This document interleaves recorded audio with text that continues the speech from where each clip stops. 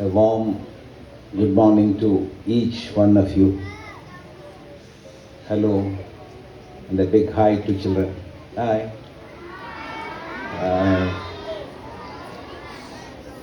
Respected Chairman of Kerala Education Society, Vikas Puri, Shri N.C. Nair,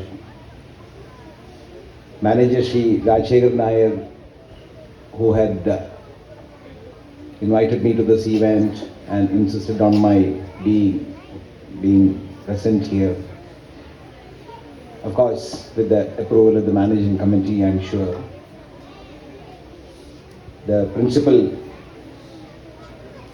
Srimati Bindu Pillai, Vice Principal Simaji, Shri Suresh Kumar, Shri K.T. Gangadharan, my dear friend Shri R.M.S. Nair, respected teachers, parents, and the beautiful flowers of Vikaspuri School. I should say that I was deeply moved when I walked into this auditorium. The impression that I had of today's meeting was of a very formal or rather informal interaction with the students of the school. I thought slightly elderly students from class 7th, 8th, 9th or even up to 12th standard, etc. I came for a kind of intellectual discourse and exchange of ideas with the slightly elder students. But when I moved in, I just walked in, it was so moving an experience, and I think it is after such a long time that I have simply walked into a beautiful garden of such wonderful flowers.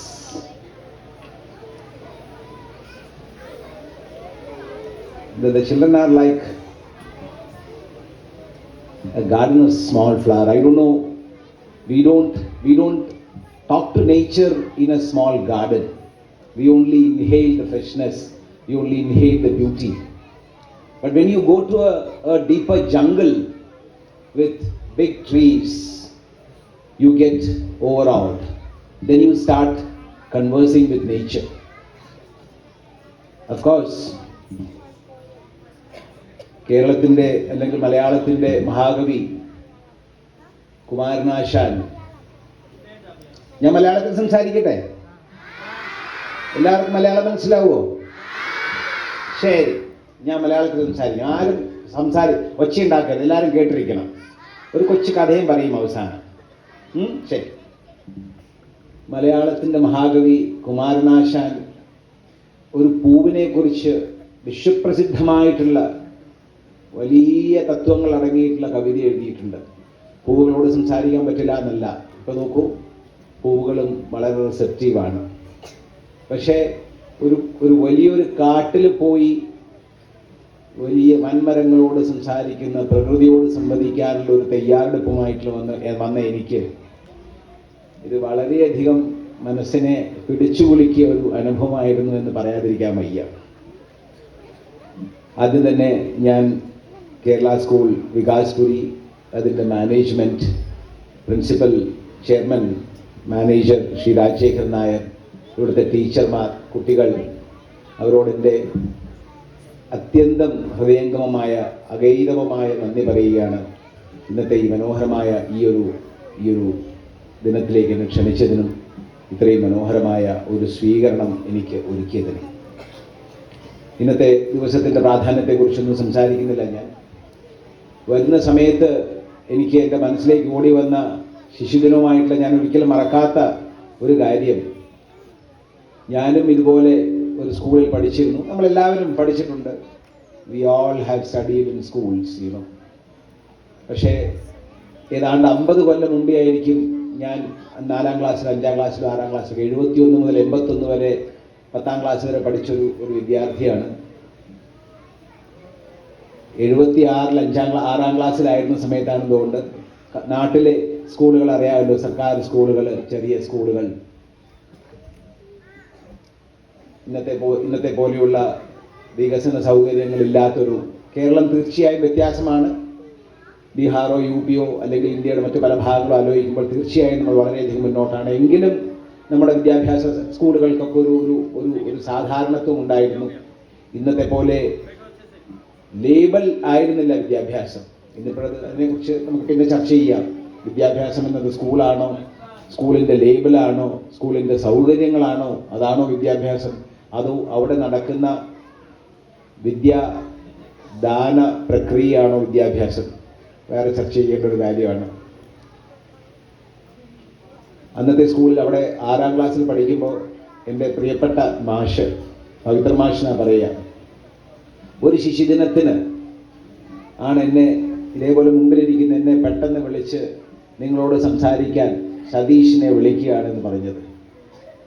ആദ്യമായിട്ടുള്ള public speech, അതായത് ഒരു തയ്യാറെടുപ്പും ഇല്ലാതെ 6ാം class പഠിക്കുന്ന ഒരു കുട്ടി സ്റ്റേജിലേക്ക് കയറി വന്ന് എന്താണ് കുട്ടികളോട് പറഞ്ഞത്. സ്കൂളിലെ കുട്ടികളാണ്, എല്ലാവരും ഇന്നും കാണുന്ന ആളുകളാണ്, എന്നാലും അവരുടെ മുമ്പിൽ വെച്ച് എന്താണ് സംസാരിക്കേണ്ടതെന്ന് അറിയാതെ പകച്ചു നിന്ന മാഷെ നോക്കി വളരെ ദയനീയമായിട്ട് സാരമില്ല എന്തെങ്കിലുമൊക്കെ പറഞ്ഞോളാൻ പറഞ്ഞു. അതൊരു വലിയ ധൈര്യം. അപ്പോൾ ശിശുദിനം എന്നാലോചിക്കുമ്പോൾ തീർച്ചയായും എൻ്റെ മനസ്സിൽ ഓടി വരുന്ന ഒരു ചിത്രം എൻ്റെ തന്നെയാണ്. വിദ്യാഭ്യാസ സമ്പ്രദായം, ടീച്ചർമാർ, അവർ നമ്മൾ തരുന്ന വ്യക്തിത്വ വികസനം, ഇതിനെക്കുറിച്ചൊക്കെ വാചാലമായി സംസാരിക്കാൻ ഈ ഒരു ചെറിയ ഒരു ഉദാഹരണം, ഇത്തരം ഉദാഹരണങ്ങൾ നമ്മളെല്ലാവരിലും ഉണ്ടാവും എന്നാണ് ഞാൻ വിചാരിക്കുന്നത്. ഓരോരുത്തർക്കും അവനവൻ്റേതായിട്ടുള്ള ഉദാഹരണങ്ങൾ ഉണ്ടാവാം, അവനവൻ്റേതായിട്ടുള്ള ഫേവററ്റ് ടീച്ചർമാരുണ്ടാവും, ഫേവററ്റ് ആയിട്ടുള്ള സുഹൃത്ത് ബന്ധങ്ങൾ ഉണ്ടാവാം, സ്വന്തം അവസരങ്ങളല്ല ഇത്തരം സന്ദർഭങ്ങൾ ഉണ്ടാവാം. സ്വാമി വിവേകാനന്ദൻ വളരെ പ്രസിദ്ധമായിട്ട് പറഞ്ഞിട്ടുണ്ട്, education is a manifestation of the perfection that is already latent in you. വിദ്യാഭ്യാസം കൊണ്ട് ഒന്നും തന്നെ പുതുതായിട്ട് ഉള്ളിലേക്ക് വരുന്നില്ല.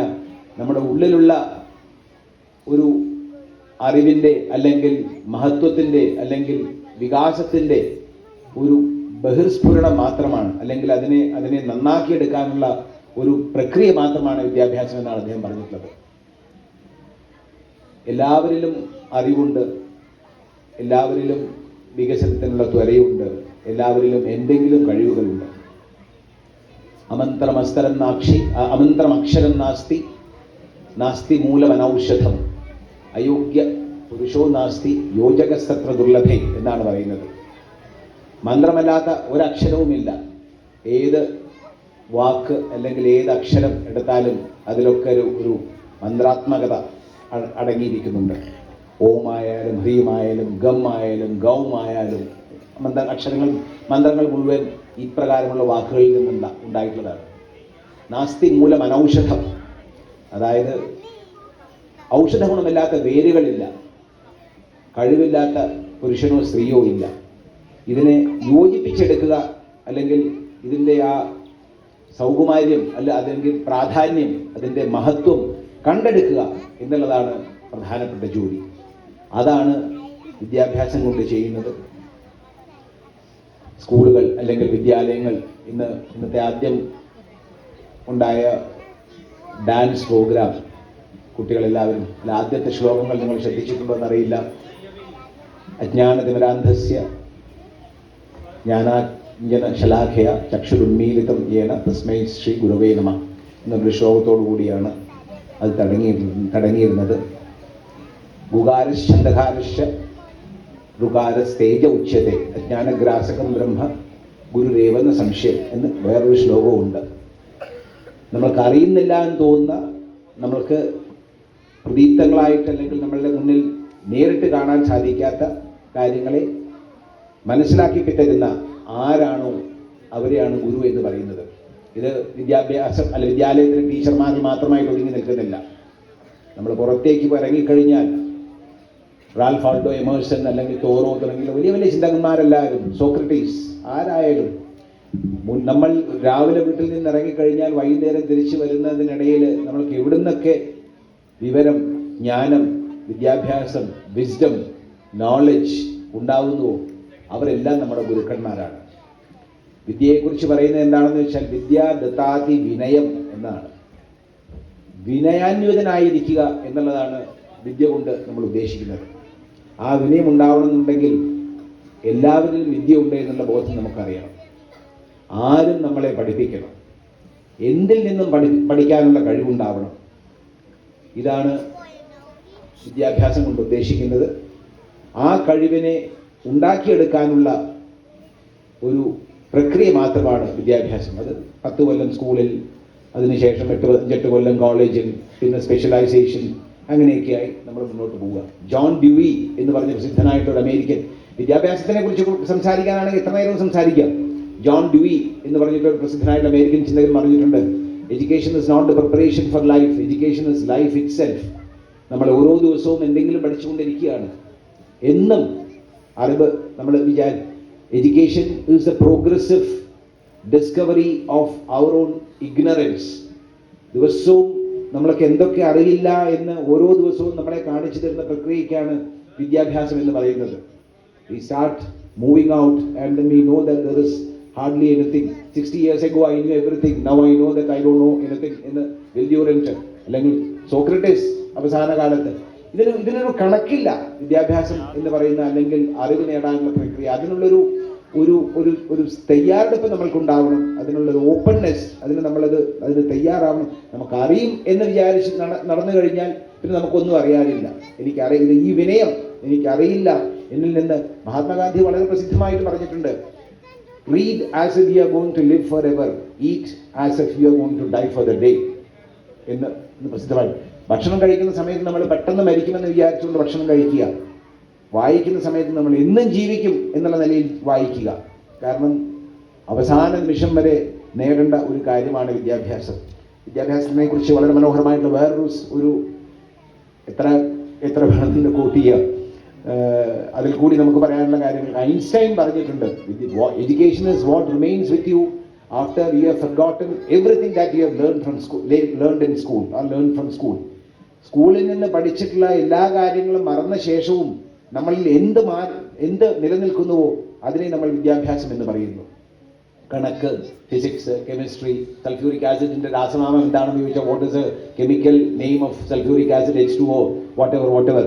എനിക്കിന്ന് ശരിയായിട്ട് അറിഞ്ഞോളണമെന്നില്ല, I may not know it. ഓരോരാളുടെ താല്പര്യം അനുസരിച്ചാണ്. പണ്ട് പഠിച്ചിട്ടുള്ള കവിതകൾ ചോദിച്ചു കഴിഞ്ഞാൽ ചിലപ്പോൾ എനിക്ക് പറയാൻ സാധിക്കും. നേരെ മറിച്ച് ടാക്ടോണിക് ഷിഫ്റ്റിനെ കുറിച്ചോ അല്ലെങ്കിൽ ജോഗ്രഫിയിലെ എന്തെങ്കിലും കാര്യങ്ങൾ ചോദിച്ചു കഴിഞ്ഞാൽ എൻ്റെ ഇൻട്രസ്റ്റ് ആയിരുന്നില്ല, എനിക്കതറിയില്ല. കണക്കിനെ കുറിച്ച് എന്തെങ്കിലും ചോദിച്ചു കഴിഞ്ഞാൽ അറിയില്ല. എന്നാലും ഇത്തരം കാര്യങ്ങളെല്ലാം ലോകത്തുണ്ട്, ഇതൊക്കെ കൂടിയിട്ടുള്ളതാണ് മനുഷ്യന്റെ അറിവ്, ഇതൊക്കെയാണ് നമ്മളെ മുന്നോട്ട് നയിക്കുന്നത് എന്ന് മനസ്സിലാക്കാനുള്ള ഒരു കഴിവുണ്ടെങ്കിൽ അതാണ് വിദ്യാഭ്യാസം. അതാണ് ആൽബർട്ട് ഐൻസ്റ്റൈൻ വളരെ പ്രസിദ്ധമായിട്ട് പറഞ്ഞിട്ടുള്ളത്, education is what remains after you have forgotten everything that you have learned in school എന്ന്. ഇപ്രകാരമുള്ള ഒരു അറിവിൻ്റെ ഒരു ഭണ്ഡാകാരം അല്ലെങ്കിൽ ഒരു വലിയൊരു വാതായനം അല്ലെങ്കിൽ വലിയൊരു വിൻഡോ ലോകത്തിലേക്ക് തുറന്നു കൊടുക്കാനുള്ള അവസരം സൃഷ്ടിക്കാനുള്ള ഒരു സമയമാണ്. ശ്രീ രാജശേഖരൻ നായർ പറഞ്ഞിട്ട് 25,000 മണിക്കൂറുകളോളം നമ്മുടെ കുട്ടികൾ സ്കൂളിൽ മാത്രം പഠിക്കുന്നുണ്ട് എന്ന്. തീർച്ചയായും അതിൽ മാത്രമായി നിർത്തരുത്. ഞാൻ കുറച്ചു കാലം എനിക്ക് ഇന്ത്യയുടെ 10ാമത്തെ പ്രസിഡന്റ് ശ്രീ KR നാരായണൻ, അദ്ദേഹത്തിൻ്റെ കൂടെ ജോലി ചെയ്യാനുള്ള അവസരം ലഭിച്ചിട്ടുണ്ട്. അദ്ദേഹം ബിൽക്കിൻസ് യൂണിവേഴ്സിറ്റി എന്ന് പറഞ്ഞ പ്രസിദ്ധമായിട്ടുള്ള യൂണിവേഴ്സിറ്റി ടർക്കിയിൽ വെച്ച് അവിടുത്തെ ബിരുദദാന ചടങ്ങ്, the convocation address, he made a very beautiful statement. ഞാൻ അന്നേ എഴുതി വെച്ചിട്ടുള്ള ഒരു കാര്യമാണത്.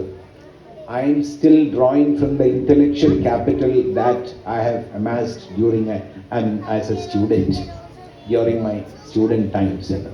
ഏതാണ്ട് അന്ന് 70-75 വയസ്സുള്ള ഇന്ത്യയുടെ പ്രഥമ പൗരൻ രാഷ്ട്രപതി, വളരെ വിനയാന്വിതനായിട്ട് അദ്ദേഹം APJ അബ്ദുൽ കലാം, ഇവരുടെയൊക്കെ മുഖമുദ്ര വിനയമായിരുന്നു. വിദ്യാദത്താതി വിനയം എന്ന് ഞാൻ ആദ്യം പറഞ്ഞ ആ ഒരു നമ്മുടെ എളിമയാണ് നമ്മളെ വ്യത്യസ്തനാക്കുന്നത്. എല്ലാവരിലും നന്മ കാണാനുള്ള കഴിവ്, ആ എളിമയുടെ ഒരു പ്രതിരൂപമായിരുന്നു APJ അബ്ദുൽ കലാം ആവട്ടെ അല്ലെങ്കിൽ ശ്രീ KR നാരായണൻ ആവട്ടെ, അങ്ങനെയുള്ള ആളുകൾ. അദ്ദേഹം പറഞ്ഞൊരു വാക്കാണ്, ഞാൻ ഇപ്പോഴും 75 വയസ്സിലും I am drawing from the intellectual capital that I have amassed as a student. ഈ സമയം കൊച്ചുകുട്ടികളോടല്ല, ഇന്നിപ്പോൾ അവർ തുടങ്ങട്ടെ, നിങ്ങളോട് മുകളിലിരിക്കുന്ന 8th, 9th, 10th, 11th, 12th standard students, my humble request is that spend time in reading. Now there is a major problem as far as the process of knowledge acquisition is concerned. You know, nowadays the digital revolution, carrying a phone with you, carrying a knowledge bank, let us call it a knowledge bank.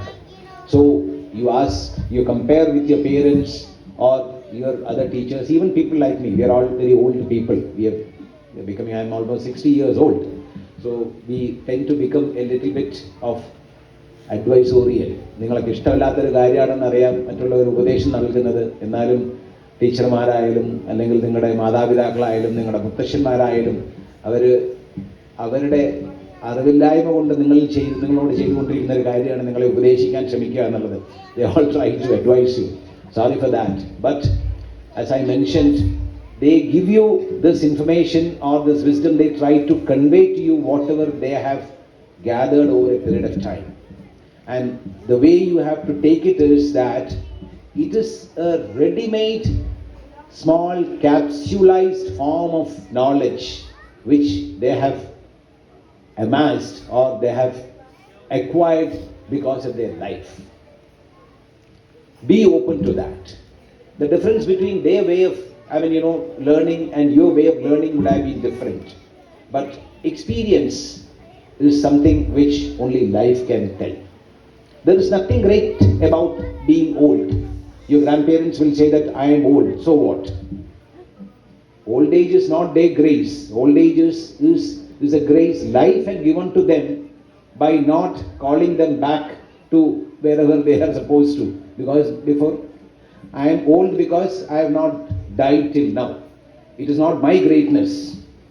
So that is not important. Age is not important. What is important is the knowledge or the experience or your ability to convey certain things because of this age. Because education comes in, again, since today is Education Day or Children's Day, education comes in 4 ways. It is in continuation with what I said. Acharya Padamadatte, you get only 1/4 of the knowledge from the teachers. Padam Shishya Swamedhaya, 1/4 you have to amass or acquire yourself.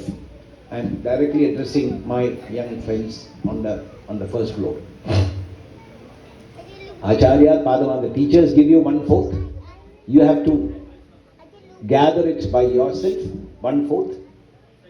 1/4 gets from your friends and your school circle. Sabrahmacharabhya, Padam Sabrahmacharabhya. That Padam Sabrahmacharabhya can be your colleagues. Once you go home, people you mingle with. And Padam Kalakramenacha. There is some amount of knowledge, wisdom which has to come only by living. Experience, life, everyday incident teaches you. You become late one day, that teaches you either to start early, plan better. You stand in queue, that teaches you. Every incident, try to look at them as something which teaches you, which it is that acquired knowledge that your parents or your grandfather or your chairman, Sri N.C. Nair, etc., conveys to you or try to convey you. So be patient, try to understand it. I think for want of time and for want of the diversity of children and the diversity of the gathering, I'll limit my talk here. But I promise to my children that I'll tell you a small story also. Let me tell a very small story which probably will go with the same topic, that is of Vinayam. Vinayam is the most important quality. If you ask whether Kshama, Vinayam, Dhairyam, Buddhi, there are so many qualities that you can ask, and which is the most important? I think intelligence is not more important. Patience would be definitely second, but first and foremost is humility. That will open up doors that you cannot imagine. Ultimately, you will be remembered only for your dealings with others, and that depends on your ability to see greatness in someone else. That is humility. Let me give a small story and do today's, my kartavya, my responsibility. I am deeply moved by the way this event has been organized and the amount of respect given to me. The story is about, let me tell it in Malayalam, that will be more evocative.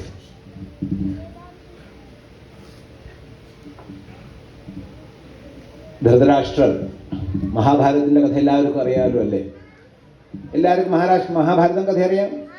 Dhritarashtra, Duryodhanan, യുധിഷ്ഠിരൻ ഒക്കെ കേട്ടിട്ടില്ലേ? ധൃതരാഷ്ട്രരുടെ കണ്ണു കാണാത്ത ഒരു രാജാവായിരുന്നു. അപ്പൊ അദ്ദേഹത്തിന്റെ രാജസദസ്സിൽ എല്ലാവരും ഒക്കെ ഇരുന്നിട്ട് അവർ പറയാണ്, നമുക്കൊരു യുവരാജാവിനെ തീരുമാനിക്കണം. നമ്മുടെ who should be the crown prince തീരുമാനിക്കുകയാണ്. രാജാവിന് പ്രായമായി, അടുത്ത രാജാവ് വരണം.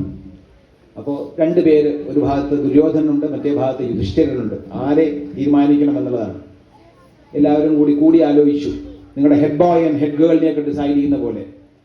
അപ്പോൾ teachers will decide, there will be some criteria, ചില ക്വാളിഫിക്കേഷൻ ഉണ്ടാവും. കുട്ടികളായിട്ട് എങ്ങനെ ഇടപഴകുന്നു, അവരുടെ ലീഡർഷിപ്പ് ക്വാളിറ്റി എന്താണ്, കാര്യങ്ങൾ നടത്താൻ പറ്റുമോ, ബഹുമാനമുണ്ടോ, അതൊക്കെ നോക്കിയിട്ടാണ് ഹെഡ് ബോയ് ഹെഡ് ഗേൾ. ഇത് തിരഞ്ഞെടുക്കാത്തവർക്ക് അതൊന്നും ഇല്ല എന്നല്ല അതിൻ്റെ അർത്ഥം. പക്ഷേ തിരഞ്ഞെടുത്തവർക്ക് അതിൻ്റെ മുകളിലാണ് അവർ തിരഞ്ഞെടുക്കുന്നത്. അതാണ് കാര്യം. അപ്പോൾ അവർ തീരുമാനിച്ചു, യുവരാജാവിനെ തീരുമാനിക്കുകയാണ്. Let's ask them a question.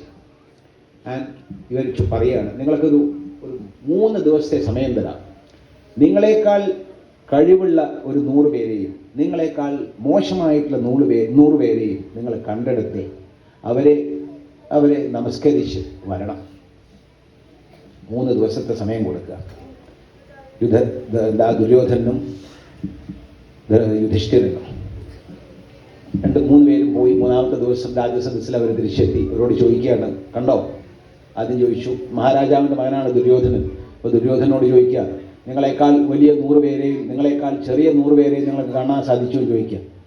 അപ്പോൾ ദുര്യോധനൻ, ഇതൊക്കെ കഥകളാണ് കേട്ടോ, കഥകൾ മുഴുവനായിട്ട് വിശ്വസിക്കണമെന്നില്ല. കഥകൾ, അതിൻ്റെ പിന്നിലുള്ള കഥ, അതിനെക്കുറിച്ച് നമുക്ക് വേറൊരു ദിവസം സംസാരിക്കാം. എന്താണ് കഥ, എന്താണ് ഫിലോസഫി, എന്താണ് റിച്വൽസ് എന്നുള്ളതിനെക്കുറിച്ച് നമുക്ക് വേറൊരു ദിവസം സംസാരിക്കാം. എല്ലാ കഥകളും വിശ്വസിക്കാനുള്ളതല്ല. കഥയിലൊരു കഥാമൂല്യമുണ്ട്, moral. Stories are to be taken for the moral that it contains. Don't believe the story, try to understand the moral. That is another topic. We will discuss it about it some other time. എല്ലാ കഥയ്ക്കുള്ളിലൊരു കഥയുണ്ട്. അത് ഈ കഥയ്ക്കുള്ളിലുള്ള കഥ ശ്രദ്ധിക്കുക.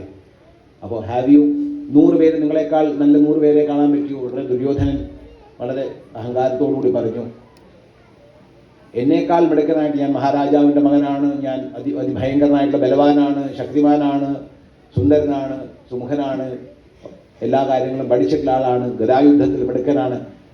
എന്നേക്കാൾ വലിയൊരു 100 പേരെ എനിക്ക് കാണാൻ സാധിച്ചില്ല.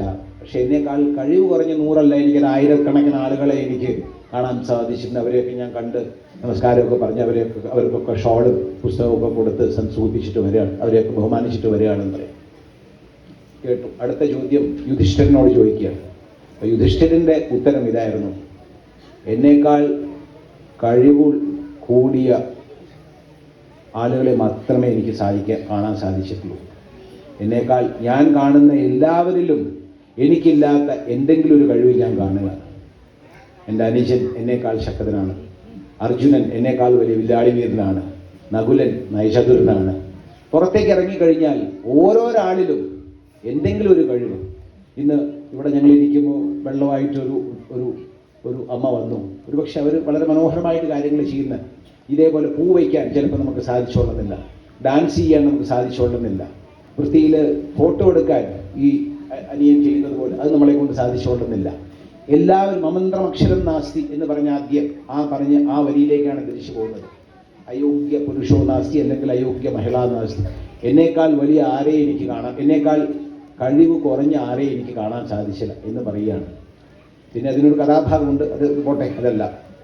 ഈ ഒരു വിനയം നമ്മളിൽ ഉണ്ടാക്കാൻ വിദ്യാഭ്യാസം, അതേപോലെ ഡോക്ടർ കെ ആർ നാരായണൻ പറഞ്ഞ ഈ ഒരു സമയത്ത് ഒരു ഇൻ്റലക്ച്വൽ ക്യാപിറ്റൽ അമാസ് ചെയ്യാൻ, ഒരു വിദ്യയുടെ ഒരു മൂലധനം സ്വരുക്കൂട്ടുവാൻ, ഒരുക്കി വയ്ക്കാൻ ഈ വിദ്യാഭ്യാസ കാലം നിങ്ങൾക്കാവട്ടെ എന്ന് ആശംസിച്ചുകൊണ്ട് മനോഹരമായി ഈ പരിപാടി ഓർഗനൈസ് ചെയ്ത അല്ലെങ്കിൽ നടപ്പിലാക്കിയ സ്കൂളിനെ, ഈ വിദ്യാഭ്യാസ സ്ഥാപനത്തിനെ അനുമോദിച്ചുകൊണ്ട് എന്നെ വിളിക്കാൻ കാണിച്ച സൗമനസ്യത്തിന് നന്ദി പറഞ്ഞുകൊണ്ട്, എന്നെ ശ്രവിച്ച നിങ്ങൾക്ക് എല്ലാവർക്കും ഒരിക്കൽ കൂടി നന്ദി പറഞ്ഞുകൊണ്ട് ഞാൻ എൻ്റെ വാക്കുകൾ നിർത്തുന്നു.